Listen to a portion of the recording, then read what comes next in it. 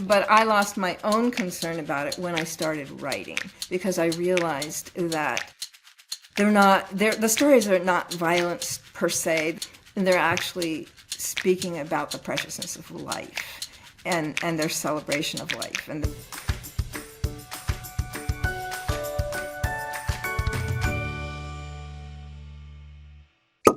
Well, hello and welcome back to Uncorking a Story. I'm your host, Mike Carlin, and today I'm excited to introduce you to author Jude Berman.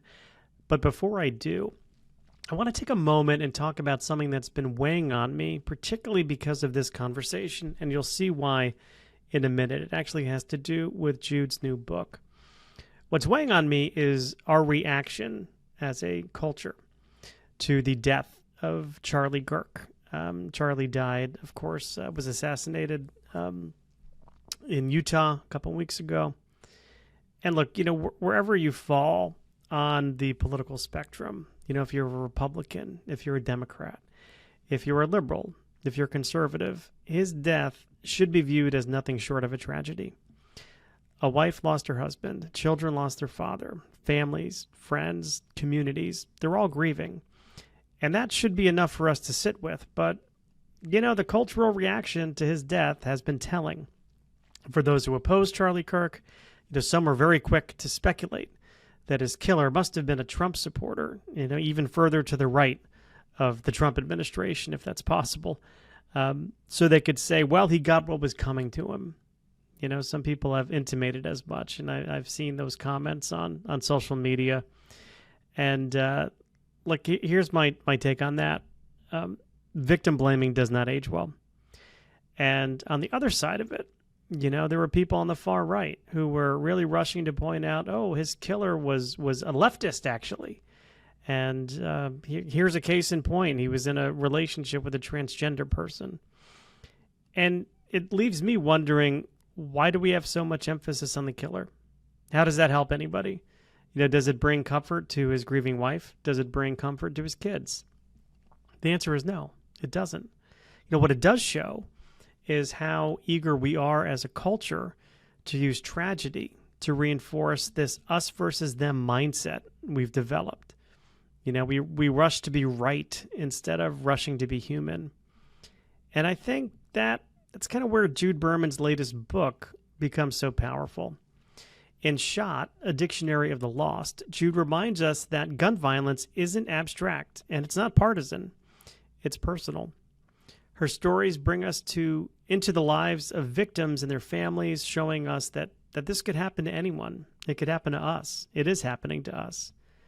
And the real takeaway isn't about who to blame. It's about recognizing the fragility and preciousness of life, and maybe, just maybe, letting that recognition soften the way we see one another. Without further ado, here's my conversation with Jude Berman. Jude Berman grew up amid floor-to-ceiling shelves of books in many languages. In addition to a love of literature, her refugee parents instilled in her a deep appreciation for cultural diversity and social justice. After a career in academic research, she built a freelance writing and editing business and ran 2 small independent presses. She rejoins me today on Uncorking a Story to talk about her new novel, Shot, A Dictionary of the Lost. Welcome back to Uncorking a Story, Jude. Yeah, good to be back. I'm happy to have you back here, Jude, and just remind me where your story as an author begins. Yeah, so it was really beginning when we first talked, which was a year ago. And at that point, I had just released the first novel, that I'd written, which is The Die, which is political fiction, visionary fiction, cross-genre. And we talked a lot about that. And I had another book that was coming out right after we talked, which is historical fiction. I know it sounds really prolific, but I had written that one quite a bit earlier, and it was just published last fall. And then the third book, which you're referencing, which isn't a novel, it's actually a collection of short stories called Shot, A Dictionary of the Lost, as you said. That just came out in this summer in July. So very cool. So I mean, 3 books in a shorter period of time. But it sounds like they weren't all written around the same time. You had one, sort of maybe in the drawer a little bit before. Yes, definitely in the drawer. I'm curious, before we jump into to Shot, kind of what have you learned along the way, sort of, kind of, in your publishing journey? I hear a lot of, when someone's a first time author, the first book takes a little while, and then you build up your muscle memory a little bit by writing, maybe every day, or certainly writing a lot. What were some of your big takeaways, just kind of going from one book to two books to three books? Yeah, I think for me, it's the difference between a writing journey and a publishing journey. I have a long years of writing, but my profession has always been to edit other people's works. And so I was always focused on getting their books published. And mine were, as you were saying, literally sitting in a drawer. And then that drawer became, a file online somewhere. And the breakthrough and the change for me was that it's not just the people who I'm working with who can have their books published. I can do that as well. And so that was a big jump forward in that. And then it was sort of the opening of the dam of, well, I have these books in the drawer. And in fact, I had another book. I have other books that are still in that drawer that I'm starting to work with now. And so it's an interesting mix between, for me, which I don't think is necessarily typical, although maybe typical of people my age, to go between books that I've been working on for a long time and books that are new ideas. I'm happy you brought up the topic of age, because I talk to a lot of authors on the show, wide range of ages. Some of them only finding success, much later in life. When their age maybe begins with a 6, a 7, or even an 8 at cases. What's your message to people who are, thinking about writing, but maybe in the back of their mind they're saying, what, the time has passed for something like this? Well, I haven't published it yet. I just wrote a Substack. I think it's going to be a Substack on age and publishing. And I called it Catch-22, the Catch-22 of that, which I think is accurate, which is the publishing industry wants young, malleable voices and doesn't want older, malleable voices. And so the Catch-22 is you are not necessarily doing your best writing when you're younger. And so I wrote about how some of the work that I did when I was really younger, before the ones that I got published more recently, even before that, I mean, they just weren't that good. And not to say that somebody who's young can't write and publish well, but on average, people are better writers when they come with life experience.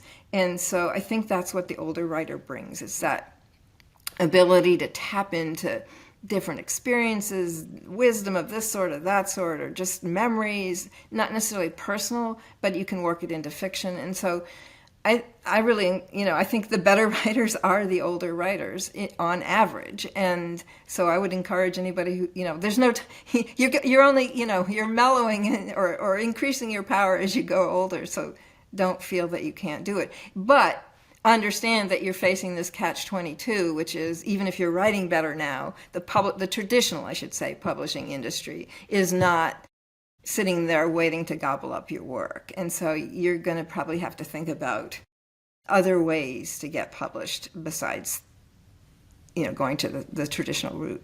Yeah, and there are so many other ways to go. And the traditional publishing model really has been challenged by independent publishing and hybrid publishing.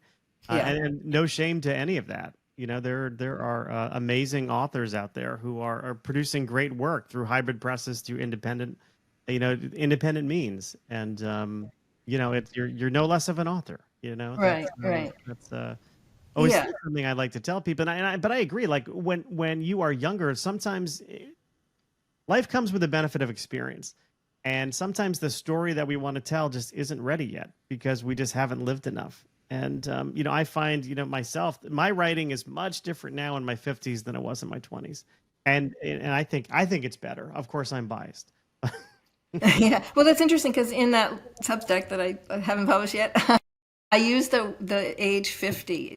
It's interesting that you just mentioned that because looking just even really briefly at my own life, 50 was sort of the point where I felt like I could put together books. I'm sorry about that. Is that going to mess up should I just turn it off? We can edit it out. Yeah. I didn't realize it was sitting there and it wasn't off. Okay. Did it go off? Yes.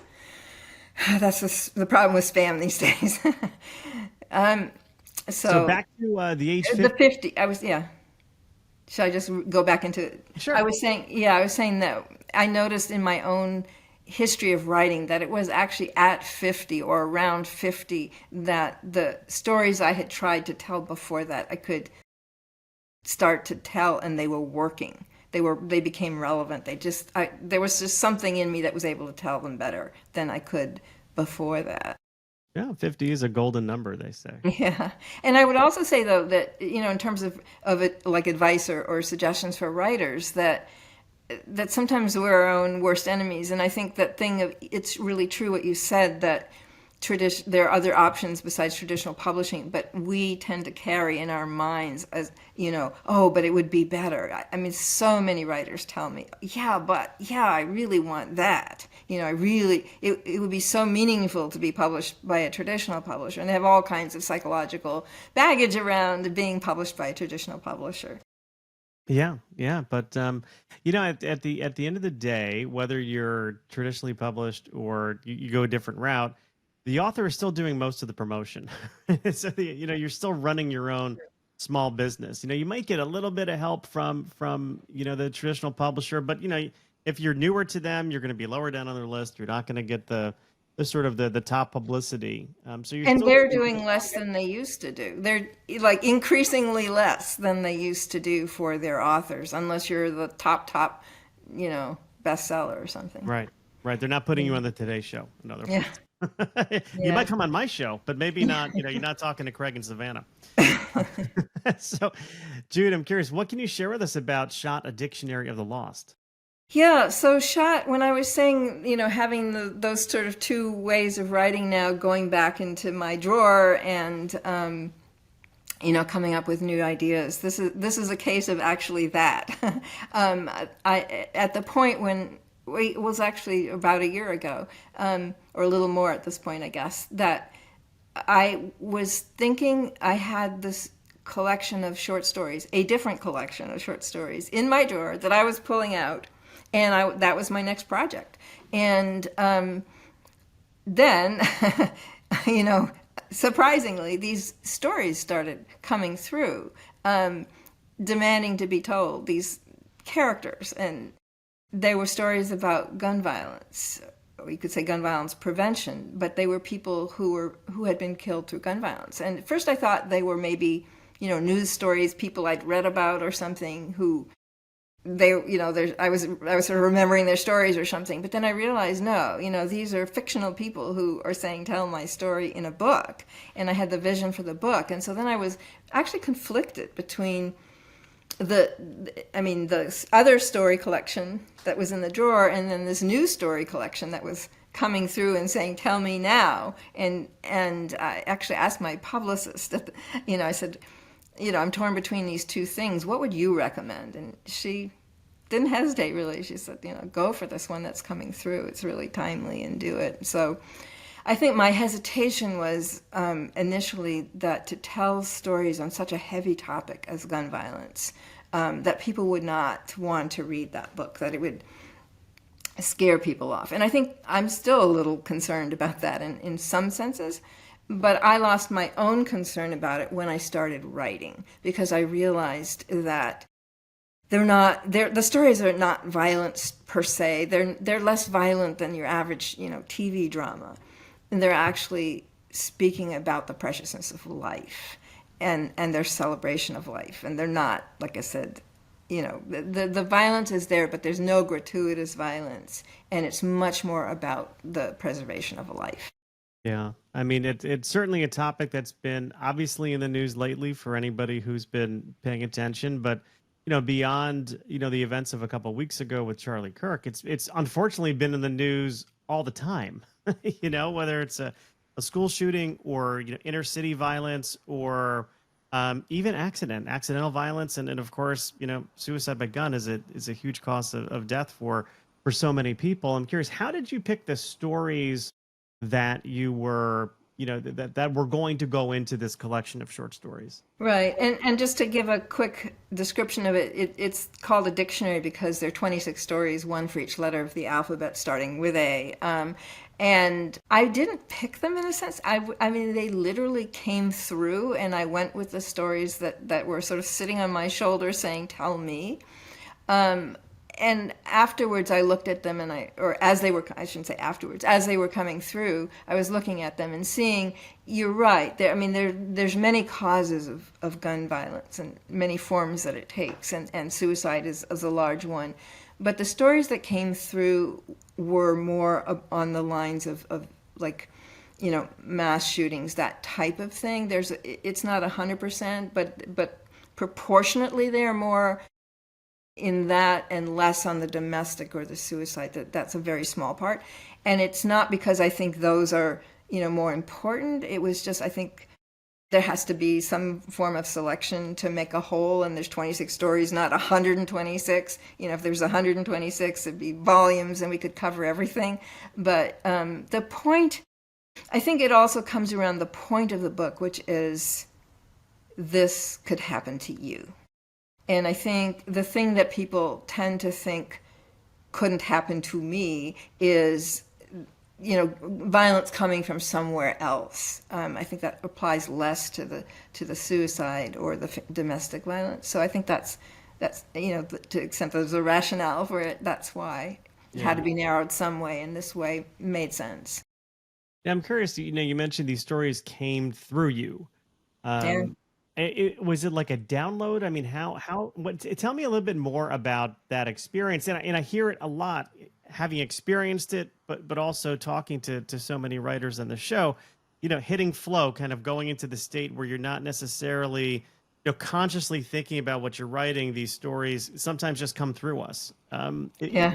Is that what you're talking about? Yeah, I mean, I know it sounds a little woo-woo or something, but it really was my experience. I often, I work at my computer and then I'll take a walk, for exercise, in the neighborhood, and I would be walking and I would just hear this, this story. I don't know if it's not like I would hear the voice as much as it would just, download that person, that experience, that I would see it, hear it, however you want to describe it. It's sort of, hard to put into words, but I would meet that person and know that story. And the first one actually was Anna, who's the first story. At one point, I remember I was taking when I still hadn't decided to write the book, I was hearing three of them at the same time, and I was taking a walk, and I was like, okay, okay, I'm getting the message one at a time. So, yeah, there's a very much the sense that it's a sense I've had it before with other books that I've worked on, which is that these stories already exist. The book is already, it's already in existence before you write it. And it's just a question of listening to it and bringing it down onto the page. Yeah, I mean, it sounds a lot like channeling. Yeah, that's what I'm saying. It sounds a little woo-woo, but it's also it's one form that the creative process can take. I'm a pretty analytical person as well, but it isn't. But on the creative side, I also paint, and I do the same thing there. I don't say, okay, I'm going to paint X. I sit down and the painting that's going to happen happens. So, yeah, I think it's tuning into something that's a little larger than ourselves. Yeah. Yeah, it's a beautiful thing. It's a beautiful thing. And that's what artists, I think, do well. We tune in and we create, and the sort of inspiration for that creation isn't always conscious. Kind of flows through you. And this is a very safe space for woo-woo. Okay. I mean, my last book came to me in a download one night, and it was, boom. And it was, I mean, it took more than a night to get it out, but that's when it happened. I didn't intend to start writing something, and all of a sudden, 3:00 in the morning, I'm penning away. Yeah, no, that's great to know. And I mean, I think it's also a question of learning to trust that. Yeah. I know you mentioned being a little bit nervous or hesitant about writing something around gun violence, and it is such a divisive topic, and unnecessarily so. I think it's pretty objective to me. I mean, and I'm not a huge gun guy. I'm kind of scared to death of them, but What do you think the reaction will be? What are what sort of conversations are you hoping to start through this collection? Yeah, and I'm just on the early end of that at this point because it came out. I mean, it came out pretty recently, and also when you've published 3 books in 18 months, then you kind of you approach launch a little bit differently than if it's like, oh, my work that I've been waiting for years. So it is a bit of a slower process, and I mean, as I said, I'm still not sure how that's going to pan out. I have had some really, nice reviews from people strangers. I'm not talking about friends.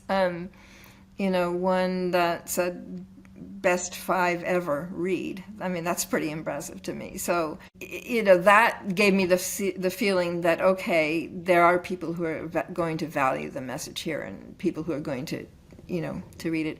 But I mean, I don't know yet. The time will tell. Whether people will and how they will in a broader way. Mhm. I have made some connections with people in the gun violence prevention community, and I'm going to be doing some events with them. But I'm also clear that they're the experts on that, and I'm a fiction writer. I'm not here to to give political strategy and stuff because there are other people who can do that. So yeah, I mean, I'm going to be working on that going forward and seeing how it works and seeing, you never know when your book is what the exact political moment is going to be, the climate is going to be when a book comes out because you're writing it well ahead of that. So we'll see how it works in this moment as well. Yeah. Is there a sort of a theme or a key takeaway you want readers to walk away with? Yes, it's what I said earlier, really, which is this could, however you want to phrase it, this could happen to you. Yeah. And I think each story is different and each is a person, but if you put them all together, even if you put a few of them together, that's the message because they're just anybody's. There's a lot of diversity in the book. The ages are from 4 to 80, and I did a map where they're in 26 different states of the country, so all over the map on that, and different mix of genders, different occupations, different political perspectives as well. So Yeah. And I know think of gun violence, we think of the victims. Did you, or how much time, if any, did you spend really thinking about the perpetrators of gun violence in your stories? um, well, only a little in the sense that that's there. I mean, I don't want to give away too much, but there is a story that where the person is a perpetrator. There's only one story where that's the case. One of the people I'm linking up with, working with, a woman named Heidi Human, who's written and actually done a movie and so on. I know that she knows a lot more about that and has studied that. So I feel like I don't know as much about that. Those weren't, by and large, the stories that were coming through to me. And the stories pretty much don't include the person. There's a few where they do a bit. There's just so much variety, but there's a little bit of that in there, but for the most part, it's the story of the person who's completely unsuspecting and never knows or sees who the person is who's shooting. Yeah. Yeah. Very good distinction. We certainly don't want to memorialize the shooters too much, but I rack my brain with it, thinking just what drives somebody to do something like this, and if they're gonna, and many of them wind up ending their own lives immediately after. And the cynic in me, or just maybe the jerk in me, thinks if you're gonna do that at the end of this, why do you have to bring a bunch of people with you? You Well, I know? think that's it. That bringing the bunch of people is the purpose. F you to the world. I've had some strange, almost coinciding and actually coinciding things since I wrote the book with incidents that have happened in the meanwhile. And when this recent, instance happened, this is kind of spooky, in Utah. I did a double take for about 10 seconds because the most similar story in the book actually happens in Idaho. And there was this moment where I went, was that Idaho or Utah? Because, and that's the one where the story is about the perpetrator and his reasoning on a college campus, no less, Oh my in the gosh. book. Yeah, there was another one of somewhat similar where there was the incident that occurred in Boulder in Colorado a few months ago, and the violence there wasn't gun, but it was still, mass, whatever you want to call it, shooting, but it wasn't a shooting, it was still an incident. And that was in the Pearl Street Mall. And one of the stories in the book has the Pearl Street Mall. Wow. Like, Yeah. so there's this feeling of, oh dear, pre-writing, writing what's going to happen. Yeah. Well, I mean, I think it's safe to say you did not manifest either of those. No, I did not manifest it. Right. But it's almost like there's so much happening that it's like there's a sense of eventuality. I think that's how I would describe it, which is unfortunate because you don't want to feel like there's that eventuality in anything of this sort. But unless you stop it or find a way to dial it back, that there is that eventuality is there. And I mean, I've heard people say that, well, until enough people feel it can't happen to me and then it does, which means but you don't want it to happen to them. But there's this knowing that until more people feel that. So I think that's the purpose of fiction there, which is to harness fiction to give that experience to people without them having to actually have it. Right. In It's their that it's the empathy building exercise, right? It's that thing that fiction writers are really good at, building empathy for characters, and then hopefully people feel it inside themselves, which brings us back to the intent behind the book, which is, hey, walk away from this feeling that this is something that could happen to you. Yes. And I mean, as a society, I think we're so numb to it. And there are, I mean, I'm not aware of other fiction. I feel this book is unique. I have yet to see somebody else having done the same thing. The books that exist on gun violence prevention are nonfiction, which is great that they're there, but also it felt like more is needed, and it from a different angle, from a different, maybe more psychological perspective, something that is more possibly inviting people in on a personal level rather than just a strategy level. Not to deny the other at all, but to say to add on to that. Yeah. Well, it's an ingredient that's needed, because people do feel, especially those who are so resistant to change in this area, need to feel like they've, I hate to say got skin in the game, but that's the only phrase that's coming to mind, that again, like, well, you said it best, that this could happen to you. And then, the only, that'll lead to change coming from within, which is really where change comes from. Can't be really forced upon people. It's gotta come from the inside. Yeah. There's a twist to the end, to the last story. And it's interesting because some people who have read the book, and I know they didn't read all the stories because they'll say, oh, well, all the stories X happened.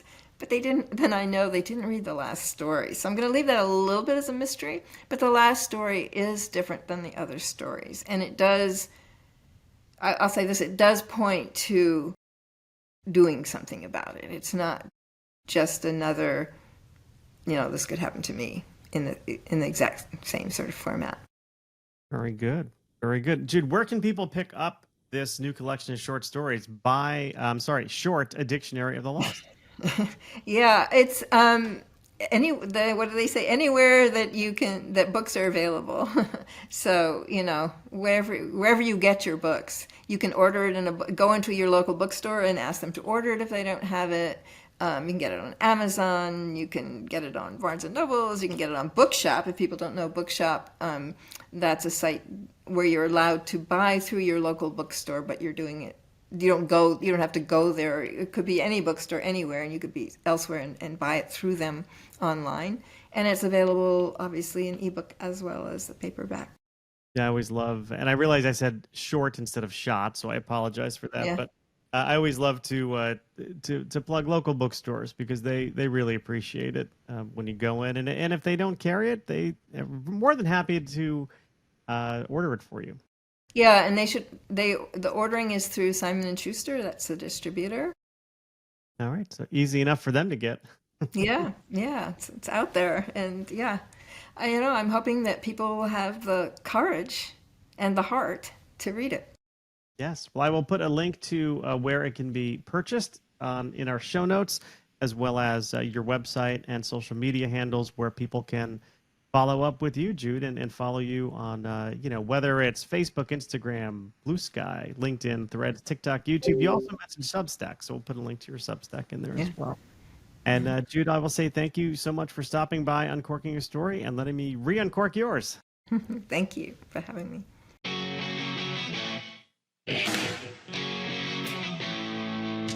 Thanks for listening to Uncorking a Story.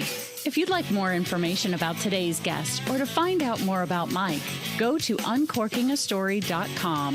If you enjoyed the show, please subscribe, rate, and review us at Apple Podcasts, Spotify, or wherever you get your podcasts. Tune in every week to hear Mike Carlin uncork a new story.